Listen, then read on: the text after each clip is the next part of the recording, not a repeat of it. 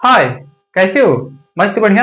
I hope कि आप लोग अच्छे होंगे और अपनी पढ़ाई अच्छे से कर रहे होंगे। तो आज के वीडियो में हम शुरू करेंगे chapter 3 some algebraic method of solving a pair of linear equation. इससे पहले वाली वीडियो में हमने देखा था एक्सरसाइज 3.1 को। उसमें भी बताया था कि जो भी लीनियर इक्वेशन दी गई थी उनका ग्राफ रिप्रेजेंट कैसे कर रहे थे। ठीक ना? मतलब क्या कि लीनियर इक्वेशन जो भी दी गई थी उसको ग्राफ पे रिप्रेजेंट कर रहे थे। तो लीनियर इक्वेशन के सॉल्यूशन कैसे आ रहे थे? एक इंटीग्रल वैल्यू आ रही थी। इंटीग्रल वैल्यू मतलब कि उसको कोऑर्डिनेट कैसे आ रहे थे? इंटीग्रल वैल्यू आ रही थी। कोऑर्डिनेट मतलब एक्स एंड वाई की वैल्यू। ठीक ना? बट कुछ ऐसे लीनियर इक्वेशन होते हैं जिनकी वैल्यू क्या होती है, जिनके सोल्यूशन क्या आते हैं? नॉन इंटीग्रल वैल्यू आती है, इंटीग्रल वैल्यू नहीं आती है। तो उसको क्या करेंगे कि अगर ग्राफ से रिप्रेजेंट करेंगे तो ग्राफ में रिप्रेजेंट नहीं होंगे, उनके सोल्यूशन आएगा ही नहीं। ठीक ना? तो उसके लिए कुछ मेथड आते हैं जिनसे क्या किया जाता है कि उस लीनियर इक्वेशन को आसानी से सॉल्व कर सकते हो। जैसे तो फर्स्ट वाला मेथड क्या है, देखिएगा ध्यान से, सब्स्टिट्यूशन मेथड। सब्स्टिट्यूशन मेथड के बारे में पढ़ते हैं, आइए देखते हैं, देखिएगा ध्यान से। सब्स्टिट्यूशन मेथड, फर्स्ट वाला substitution method.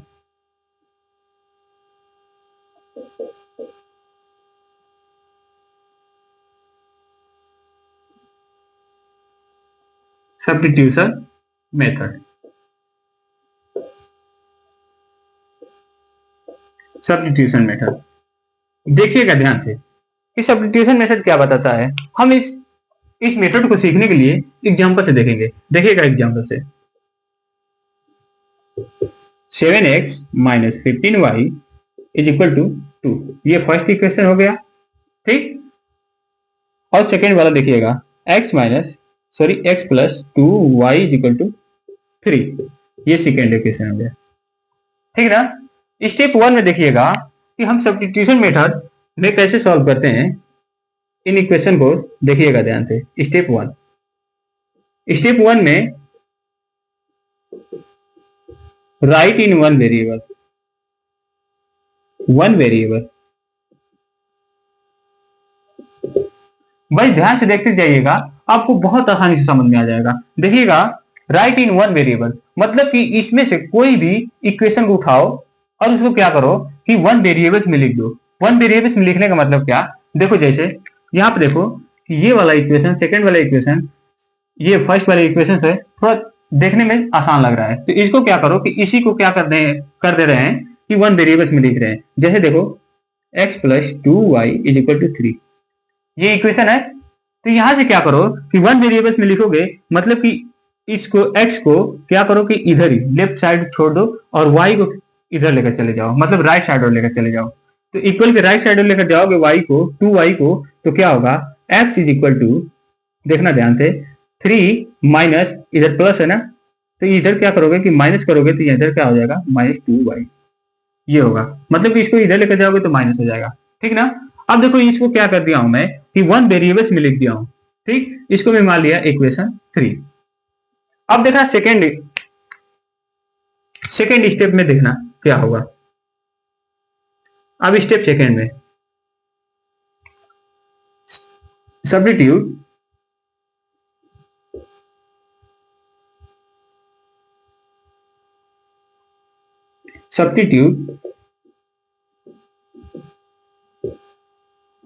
the value of x in equation 2।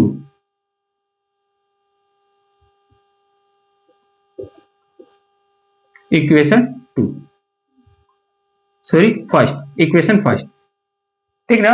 मतलब क्या कि हमने इक्वेशन 2 को लिया और उसको क्या किया कि वन वेरिएबल्स में लिखा, यहाँ पे राइट किया। उसके बाद देखो कि ये जो वन वेरिएबल्स वाला है, इक्वेशन 3 को मैं क्या करूंगा कि सब्स्टिट्यूट करूंगा, मतलब कि x की वैल्यू क्या करूंगा कि सब्स्टिट्यूट करूंगा किसमें, इक्वेशन 1 में।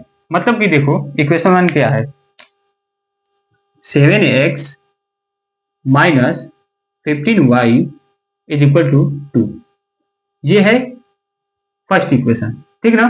तो फर्स्ट इक्वेशन में क्या करूंगा कि x की वैल्यू यहां से उठा के थर्ड वाला इक्वेशन का इसमें क्या करूंगा कि पुट कर दूंगा। मतलब कहां पे करोगे, x की जगह पे। x की जगह पे पुट करोगे तो क्या होगा, देखो x की जगह पे पुट करोगे क्या, 3 माइनस 2y ब्रैकेट बंद माइनस ये 15y इज इक्वल टू 2। ये हुआ ना। अब देखो ध्यान से कि इसको सॉल्व करोगे क्या होगा। 7 3 जा 21, इसको यहाँ पे लिख दे रहा हूँ थोड़ा ऊपर 21। अब देखो ये माइनस 7 2 जा 14 वाई। अब देखो ये वाला minus -15 y is equal to 2। ये हुआ। अब देखो यहाँ पे 21 है, 21 को यहाँ से ये न्यूमेरिकल वैल्यू है ना, कांस्टेंट वैल्यू है, तो इसको क्या करो कि इधर लेकर चले जाओ। लेकर जाओगे तो क्या बचेगा इधर -14 y -15 y is equal to, ये जाएगा इधर तो माइनस हो जाएगा, मतलब कि 2 - 21 ये होगा ना। यहाँ पे देखो ये नंबर्स क्या होंगी, ये माइनस माइनस है ना, सेम साइन है, इसका मतलब कि ये नंबर्स क्या हो जाएंगी, ऐड हो जाएंगे। जैसे ये ऐड करोगे तो ये क्या आ जाएगा 29 -29, क्योंकि माइनस माइनस वाली नंबर ऐड हो रही है तो -20 यहाँ पे देखो कि ये क्या होगा, -21 में से 2 क्या हो जाएगा, ये माइनस हो जाएगा। माइनस होगा तो क्या आएगा ओवरऑल इज इक्वल टू, यहाँ पे क्या आएगा 19 आएगा। -21 में से 2 को माइनस किया हो ना, तो यहाँ पे -19 आएगा। ठीक ना। तो y इज इक्वल टू देखो क्या आ गया, ये मल्टीप्लाई के साथ है तो इधर आएगा तो डिवाइड हो जाएगा, मतलब क्या -19 divided by -29।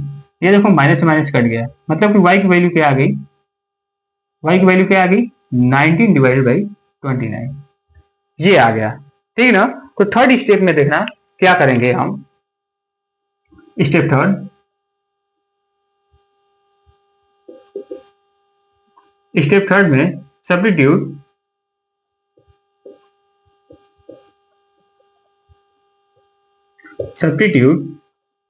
the value of y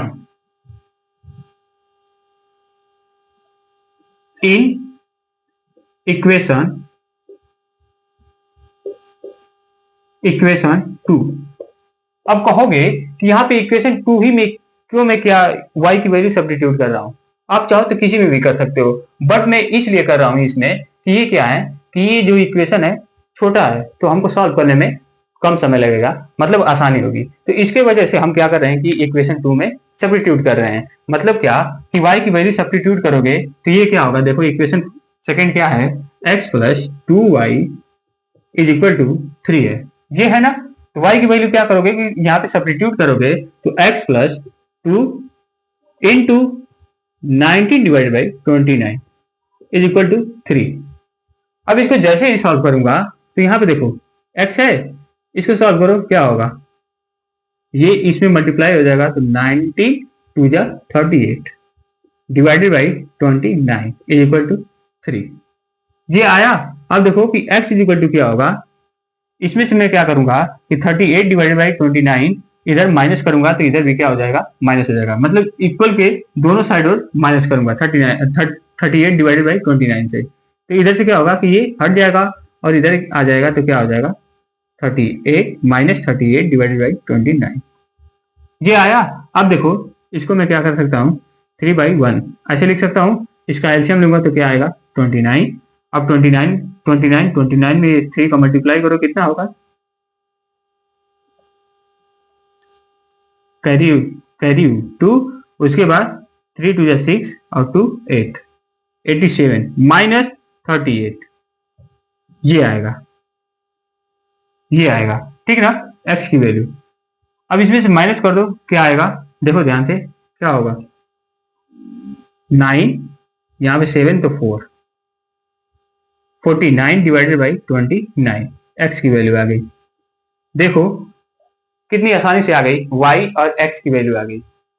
अब अगर कहोगे कि क्या x एंड y की वैल्यू यही आएगी, मतलब कि ये सही है कि नहीं, पता चला कि हम सॉल्व किए और ये x एंड y की वैल्यू क्या आ गई, रॉन्ग आ गया, तो कैसे चेक करोगे, बस किसी भी इक्वेशन में क्या करो x एंड y की वैल्यू रख दो।